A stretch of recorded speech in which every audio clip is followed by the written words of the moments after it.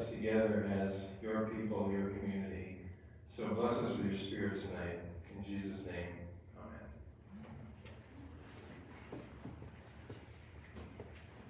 For those of you who don't know me, my name is Danica Thornburg.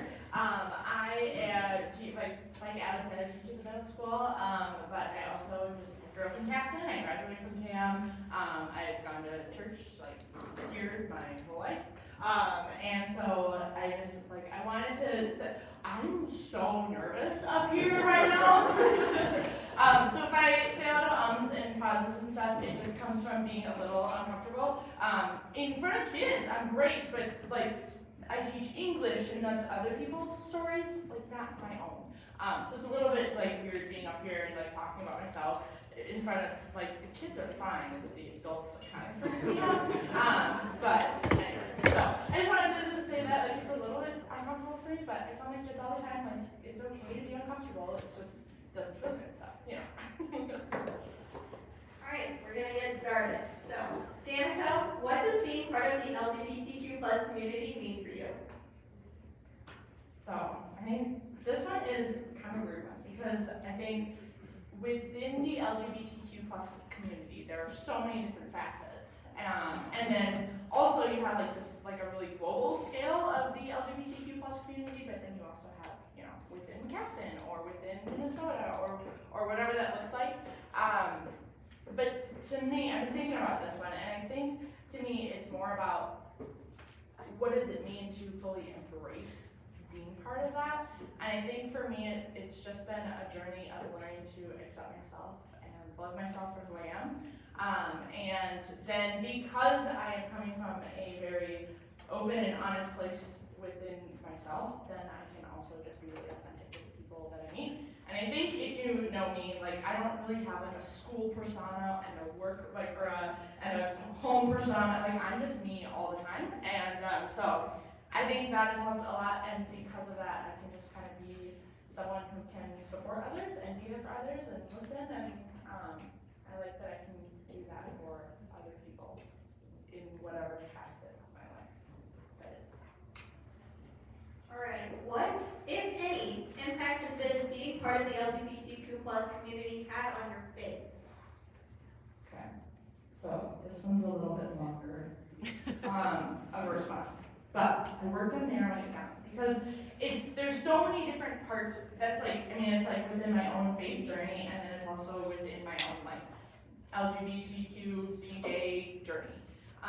And so first in background, I didn't come out until I was 21 years old. So it took me a while to kind of figure it all out. I went to, like I said, I went to St. John's, it's the only church I've ever really been a part of it throughout my adolescence. But it wasn't probably until my senior year, so in terms of my faith journey, it really wasn't until my senior year that I kind of got really involved. We had the peer ministry program. Do they have that here? Youth group, essentially. And so I got really involved my senior year, and it was kind of the thing that taught me that within it's fun to build community around Christ. It's fun to be part of that. I enjoyed that piece of it. And so because I had that foundation from here at St. John's, then when I went to college, when I was offered to join a Bible study, I said yes, even though in my head when I imagined myself going to college, I wasn't thinking Bible study would be my top priority. But I'm so glad that I joined that Bible study because it was the place that gave me my closest friends in college and community. And when I eventually, so that was freshman year and sophomore year, I was part of this awesome Bible study, and it was great. And then the Christian group on campus that I was part of, when you got into your junior year, you could lead a Bible study. And so you'd go into the dorms and you'd be the leader of the Bible study. And I was yes, I want to do for freshmen what the Bible study did for me. In terms introduce me to a church, encouraged me to work at Good Village, gave me friendships that were meaningful and real. And so throughout my junior year, I got to lead a Bible study, and it was awesome. And it was also in that year that I started to kind of question, am I gay? I don't know. Like, I couldn't figure it out. So I went to the leaders of the Christian group that I was part of, and they were like, I don't know, that's for you to decide. But, like, try to resist it if you can, because, like, it says you shouldn't do it in the Bible. And I was very, like, thrown by that response, because it's like, I went to the U of M, like, in Minneapolis. Like, what? I did not expect that from a Christian group in Minneapolis. So I went and worked at camp that summer, again, for my third summer. And that was the summer that I decided to just fully embrace, like, all right, I'm just going to come out as gay at summer camp. And within summer camp, I mean, we had this, like, it was such another great Christ-centered community. And it was the first summer where I just was able to release this, like, shame that I had not even known that I had been carrying my whole life, especially after being told, like, that you shouldn't be gay or you should resist it. And so it was amazing that it was there, because that was a Christ-centered community too. And I kind of came to the conclusion, I was like, if God made me, and God wants me to be happy, and while surrounded by other people who love God, I felt like I could be myself for the first time and, like, feel good about myself, then why shouldn't I be able to just come out? So I went to, that summer, it was great, awesome. Went back to school, senior year, went to go join the Bible study, and gave the staff people a heads up, like, hey, yeah, remember we talked about it last time, like, it's a real thing now, I am gay, it's been a journey. And their response was like, okay. And then a couple weeks later, they called me into a meeting with the staff, and they told me that they did not want me representing their organization any longer. And that was devastating. I had never felt, like, so heartbroken before. And that was super hard. And it was like, so then it led me back. All of this led me back to St. John's, because when I moved back to Casson, I had kind of learned that lesson and said, okay, I need to make sure that whatever Christian group I join when I want to build community again, it has to be where theology aligns with, like, being accepting and not just tolerant. Because there is a really big difference in that to me. Because I think for so long I had been tolerant of myself, and then I learned to accept myself. And so I needed a church that did the same thing. And then I was like, well, I know that USDA does, but what other ones do? I was like going to do a little church shopping and stuff. And then really the answer was like, oh, I should just go back to St. John's. And so I did, and I'm back, I'm here. I will say, one thing I always try to keep in mind too is, like, I will forever be grateful to the organization on campus that brought me into Bible study. Because it was because of that Bible study that I developed, like, this amazing foundation of, like, understanding the Bible, and like, the community of people that I had, the friends that I made. I'm very grateful to them, and so it's this, like, weird feeling of being like, well, that sucked that you did that, but also thank you, because I wouldn't be where I am today without that either. So, yeah. Thank you. I told you it was gonna be a little longer. All right. What would it look like for a church to be a safe space for the LGBTQ plus community?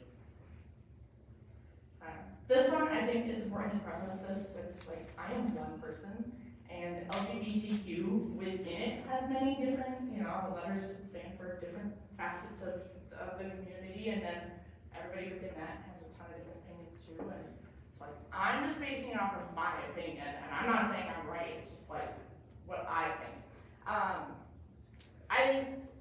I don't think that a church necessarily needs to be rainbow flags everywhere, like, spread with big flags and rainbow, all over the place in order to be supportive. Because at the end, like, a church is about Jesus, not all the different like other stuff, right? But I think little things go a long way. And so when you have like a little like flag somewhere in the building so that when that person walks in, they're like, oh, okay, all right, I see that, okay, so we're a little supportive here, we got it, right? I think sometimes when you get like really far in the extreme, then you get like the people who are like, you know, you get all the different opinions in there and not everybody knows or maybe has an opinion based on, you know, like it just turns people away, and that's not what you want. You want a community. Like a church is about community. I think things like this are great, that St. John's is doing. And I also think kind of, and I know Mr. John's going to talk about it a little too, but just like the kind of going back to the acceptance, not tolerance, because that makes a big difference. So. All right, what assumptions do you think people make about the community? So, two things come to mind when it comes to like assumptions that maybe aren't true about the LGBTQ community. One of them is that it's a choice, and the other that it's done for attention. With choice, like this might sound bad taken in the wrong context, but like taken out of context, but like if I had a choice, I wouldn't be gay. I have learned to love myself, and I have learned to accept myself, but it would have been a lot easier in life if I wasn't gay, and like, you know, dating pool would be a lot bigger too. But like, it would be a lot easier, and so I don't think a lot of people would make that choice if it wasn't like, or not that it's a choice, but I don't think people would pursue that. Like, it doesn't make life easier, it makes it harder, so why would you choose that? Anyway, I don't think that's like super vague of an opinion anymore, maybe I'm wrong, but the other one is that it's done in order to seek attention, and that one I can kind of see how people would think that, but I think one thing that's important to understand is if you're someone who has not felt comfortable sharing that part of your life for a very long time, and then you start to feel comfortable doing that, well, the thing that you have been trying not to draw attention to for so long, you're now embracing. And so people who newly come out, and I made these mistakes too, like you get a little like carried away because you're like just so happy that you've come out, and so you kind of like the pendulum kind of swings one way, and you do some things that are maybe a little cringy in your early coming out days, you know. But then, you know, you figure it out, and it eventually evens out. And so I can see how like people would think maybe it's being done for attention, or that someone who is coming out is like very attention-seeking behavior. But it's just that you've been denying the attention in that area of your life for so long, and now you can kind of like embrace it, and you don't know how to embrace it because you haven't yet before, and it's a little awkward in the beginning, but people usually settle down a little later. Oh, maybe in like a little bit. Yeah, thank you. All right, what about the church? What assumptions do you think the church makes? Oh, that one I didn't really answer. I thought there was one question. Sorry. Do you think that those are the same assumptions? I think it's all the same. Okay. Alrighty. How would you encourage parents to respond to learning their child is part of the LGBTQ plus community? Is that That's all one. Okay, so I thought about this one a lot. I think, like, when it comes to the reaction of your child, like, if you were, first of all, I am not a parent, but I came out to my parents, so, like, I have that perspective. And I've had a lot of important people in my life come out to me, so I've had that perspective. And I think there's a lot of pressure sometimes on that moment, right? Like, when someone comes out to you, like, you got one shot or you're gonna blow it, and if you don't react right, your child's gonna hate you forever.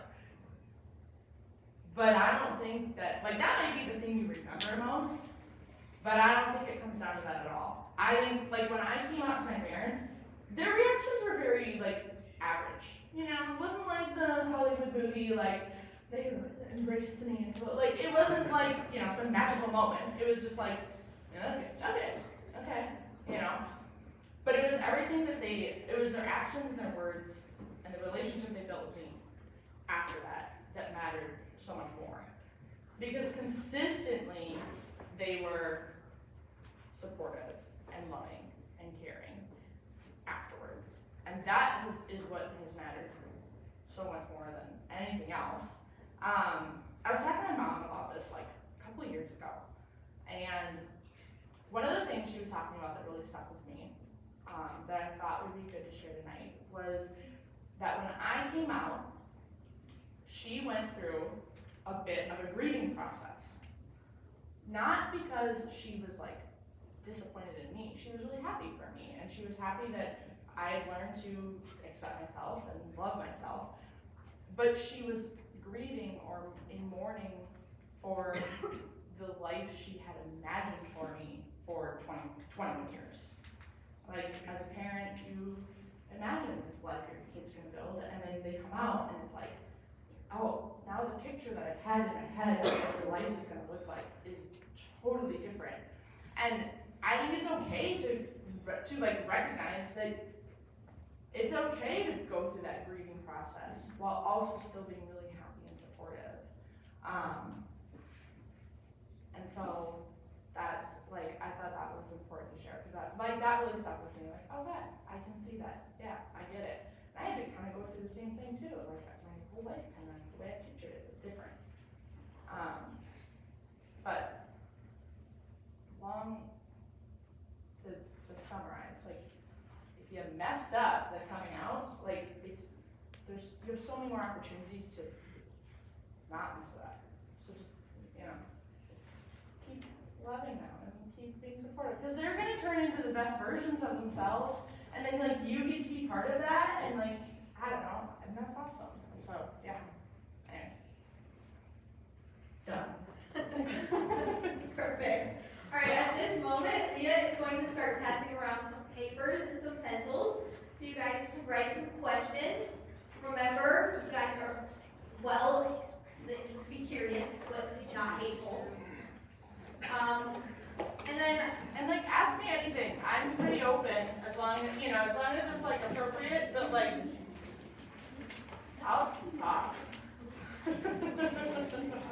We noticed. I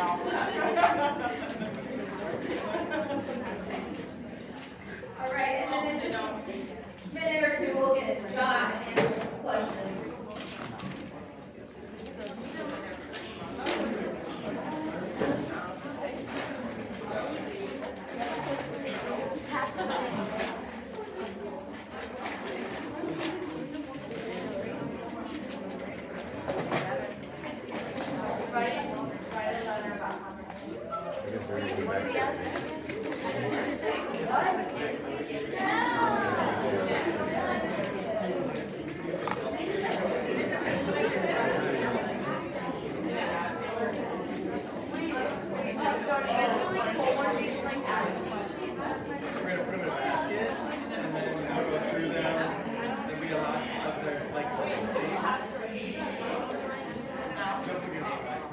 What if I don't have it? You don't have to put your name on it. Any questions you have? You will not write your name on it. I want to.